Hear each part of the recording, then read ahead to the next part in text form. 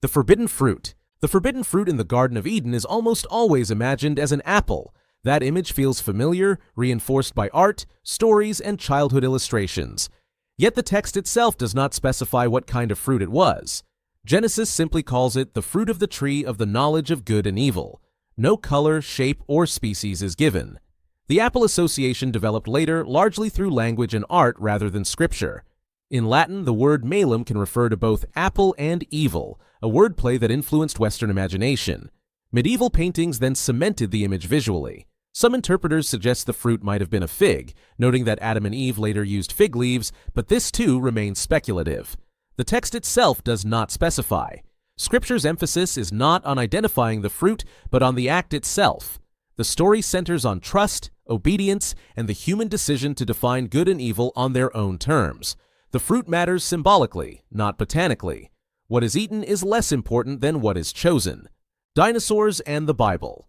Dinosaurs in the Bible are often placed in opposition, as if the existence of ancient reptiles challenges the biblical account of creation.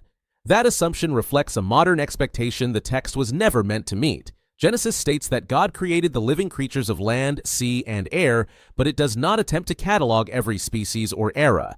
The text itself does not specify timelines, extinction events, or biological detail. Scripture's aim is theological, to affirm that life is created, ordered, and sustained by God. The popular conflict narrative developed much later as modern science and scripture were forced into competition. They were not designed to share. Some Christians respond by rejecting fossils, others by reshaping Genesis into a scientific model. Both moves misunderstand the genre.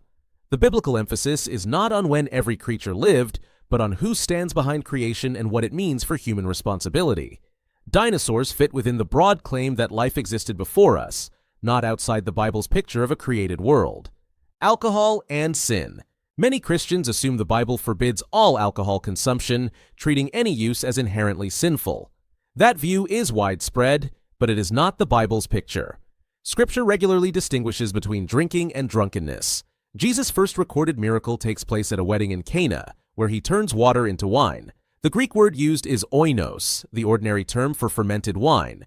Jesus is also described as drinking wine with others, and Paul advises Timothy to take a little wine for his stomach. At the same time, Scripture repeatedly warns against excess. Proverbs cautions about the dangers of lingering over wine, and Paul instructs believers not to get drunk, contrasting intoxication with self-control.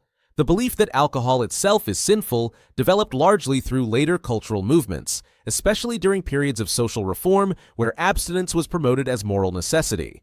Those concerns were often practical and ethical, but they extended beyond biblical instruction. The biblical emphasis is measured. Alcohol is treated as part of ordinary life, capable of joy or harm depending on use. The moral focus rests on wisdom, restraint, and care for others, not blanket prohibition. Satan as ruler of hell. Many people picture Satan as the ruler of hell, seated on a throne and commanding demons as if hell were his kingdom. That image is popular, but it is not the Bible's picture. Scripture never portrays Satan as ruling over a realm of punishment. Instead, hell is consistently described as a place of judgment, not governance. Jesus speaks of eternal fire prepared for the devil and his angels, emphasizing punishment rather than authority. Revelation describes Satan being cast into the lake of fire, not reigning within it. The idea of Satan as hell's ruler developed largely through later imagination. Medieval art and literature, especially works like Dante's Inferno and Milton's Paradise Lost, shaped how people visualized evil and the afterlife. Those images proved powerful and enduring, even when they moved beyond biblical description. The biblical emphasis is different. Satan is depicted as an accuser, a tempter, and a deceiver, active in the present world but facing eventual judgment. Hell is not his domain of power. It is the place where his power finally ends. Jesus' birthday. Christians around the world celebrate Jesus' birth on December 25th, often assuming this date comes directly from Scripture. The text itself, however, does not specify a date for Jesus' birth. The Gospels describe the circumstances surrounding it, but they show no concern for recording a calendar day. December 25th was chosen centuries later as a liturgical celebration. One reason was practical and cultural. Early Christians lived within the Roman world, where winter festivals already marked the season. Aligning Christ's birth with that time helped anchor Christian worship within an existing rhythm of public life. Some readers point to biblical details, such as shepherds watching their flocks at night, to suggest other seasons, but these clues are debated and remain uncertain. The text itself does not specify. The popular focus on December 25th developed through tradition, not explicit instruction. Scripture's emphasis lies elsewhere. The Gospels center attention on who was born and what his arrival meant, not on when it occurred. The celebration of Christmas functions as a remembrance, not a historical timestamp. The date serves worship and reflection rather than historical precision. The number of the wise men. Most Christmas scenes show exactly 3 wise men visiting the newborn Jesus, each carrying a gift. This image is familiar and widely accepted, but the text itself does not specify their number. Matthew's Gospel mentions Magi from the East who came to honor Jesus and lists 3 gifts: gold, frankincense, and myrrh. Over time, people assumed that 3 gifts meant 3 visitors, but that connection is an inference, not a statement of fact. The text itself does not specify how many Magi there were, how they traveled, or how long their journey took.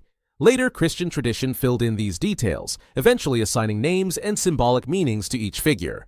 Art, sermons, and nativity plays helped fix the number in popular imagination. Scripture's emphasis lies elsewhere.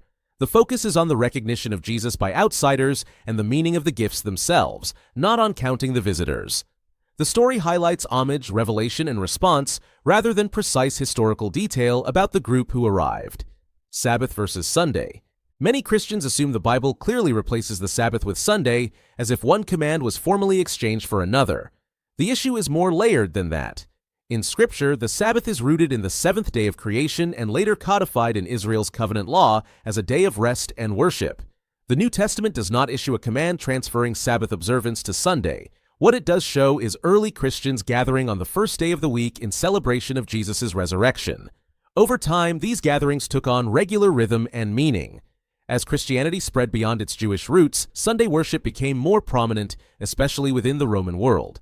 Later church tradition formalized Sunday as the primary day of communal worship, while Sabbath observance remained central within Judaism and some Christian communities.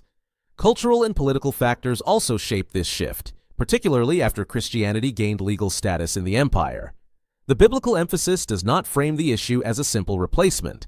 Scripture highlights rest, worship, and trust in God rather than strict calendrical transfer.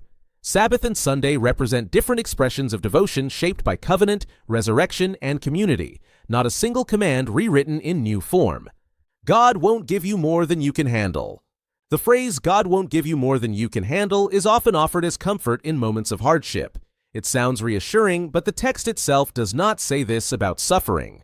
The phrase is usually drawn from 1 Corinthians 10:13, where Paul writes that God will not allow believers to be tempted beyond what they can bear. That passage is specifically about temptation, not about grief, trauma, or overwhelming loss. When Scripture describes human experience more broadly, it often presents the opposite picture. Paul himself writes that he was burdened beyond his strength and despaired of life itself. The Psalms are filled with cries of people who feel crushed and undone. Elijah asks God to let him die. Job wishes he had never been born. The popular saying likely developed as a well-meaning simplification meant to encourage resilience. The biblical emphasis, however, is different. Scripture does not promise that life will remain manageable. It consistently points to dependence, situations where human strength fails and trust must rest beyond oneself.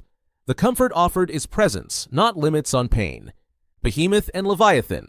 Behemoth and Leviathan are often cited as evidence that the Bible describes dinosaurs. The assumption is understandable given their size and strength, but the text itself does not make that claim. These figures appear in the Book of Job, a work written largely in poetic and symbolic language. God describes Behemoth as immensely strong and Leviathan as untamable, using vivid imagery meant to overwhelm the listener. Scripture does not identify these creatures by species, nor does it connect them to a specific moment in natural history. Over time, later readers tried to match these descriptions with known animals, mythical creatures, or modern discoveries. In the ancient Near Eastern world, imagery of chaotic sea beasts and powerful land creatures was common, often symbolizing forces beyond human control. That background helps explain their role.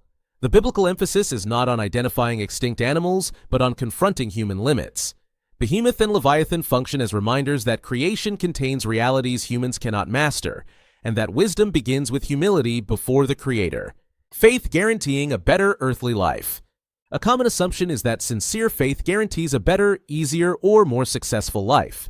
This idea is often expressed gently, as encouragement, or more forcefully, as a promise that belief will unlock health and prosperity. Scripture, however, offers a more restrained picture. Jesus tells his followers that trouble is not a possibility, but a certainty, even as he speaks of peace within it. Paul writes that those who seek to live faithfully should expect resistance, not exemption from hardship. The apostles' lives, as recorded in the New Testament, include imprisonment, loss, and violence rather than comfort or security. The belief that faith ensures ease developed gradually, shaped by cultural expectations of success and later theological movements that emphasized blessing as visible reward. Those ideas resonated in societies where progress and prosperity were already valued. The biblical emphasis is different. Faith is not presented as a shield against suffering, but as a way of living meaningfully within it. Scripture connects faith to endurance, hope, and moral clarity, not to guarantees of comfort. A better life, in biblical terms, is defined by faithfulness and purpose, not by reduced pain or increased ease.